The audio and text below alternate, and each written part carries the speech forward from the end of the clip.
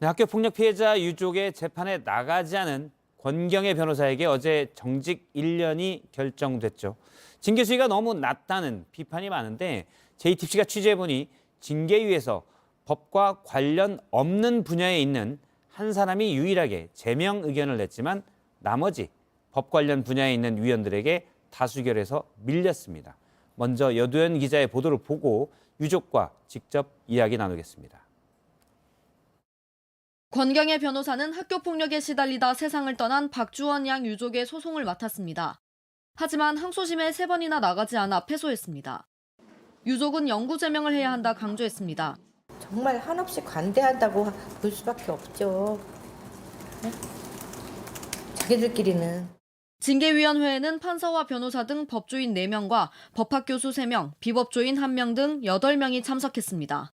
JTBC 취재 결과 비법조인 1명이 제명 의견을 냈던 것으로 파악됐습니다. 특히 정직으로 논의가 진행되자 다시 정직 3년을 주장했습니다. 하지만 표결에서 밀렸습니다. 징계위 구성상 법조인들의 의견이 결정적일 수밖에 없습니다. 징계위는 그동안에도 재판에 나가지 않은 변호사들에게 대부분 과태료부터 정직 6개월의 처분을 내려왔습니다. JTBC 여도현입니다. 그러면 권경의 변호사가 재판에 출석하지 않아 패소하면서 소송도 다퉈볼 수 없게 됐고 또 1심에서 받기로 한 5억 원의 배상도 못 받게 된 분입니다. 학교폭력 피해자의 어머니 이기철 씨를 잠깐 스튜디오에 모셔서 얘기를 좀 나누겠습니다. 네, 오늘 바쁘신데 나오셔서 일단 고맙습니다. 먼저 어제 대합 변협 징계위에 직접 가셨었잖아요. 네. 거기서 직접 징계 결과 정직 1년의 결과가 난 걸 들으셨습니다. 이 징계 결과에 대해서는 어떻게 생각하십니까? 제가 너무 참담해서 지금도 뭐 몸이 떨릴 정도예요. 참담하다는 건 징계 수위가 너무 낮다라는 건가요? 그렇죠. 처음에 그 조사위원회에서 예. 피해자 측이 원하는 게 뭐냐라고 얘기를 해서 저는 영구제명이라고 예. 얘기를 했고요.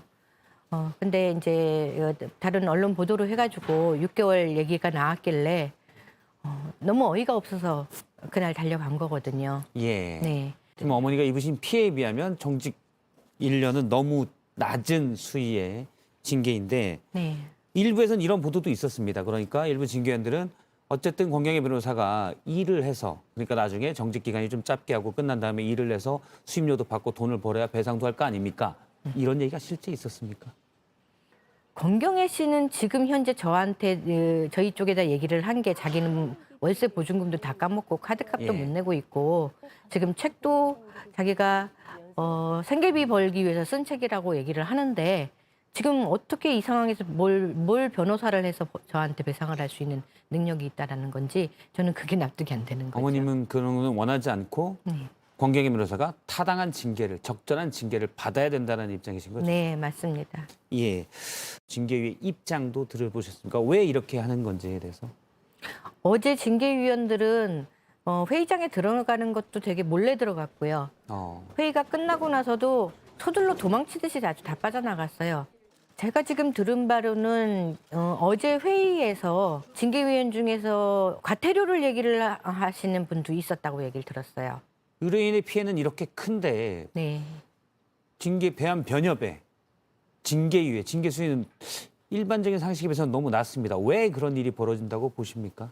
결국은 징계를 하고 있는 사람들 자체도 법과 관련돼 있는 판사, 변호사, 예. 법조인이라가 아닌 사람이라고 계속 얘기를 하지만 일단은 그 규정에서도 보면은 다 뭐 법무부 장관, 뭐 협회장, 뭐 이런 사람들이 추천하는 사람들 다 관련자들이잖아요. 예. 그런 사람들이 같은 직업을 갖고 있는 사람들을 처벌을 하는데 무슨 제대로 된 징계가 나옵니까? 징계위 구성이 잘못됐다는 주장이시고요. 네. 예.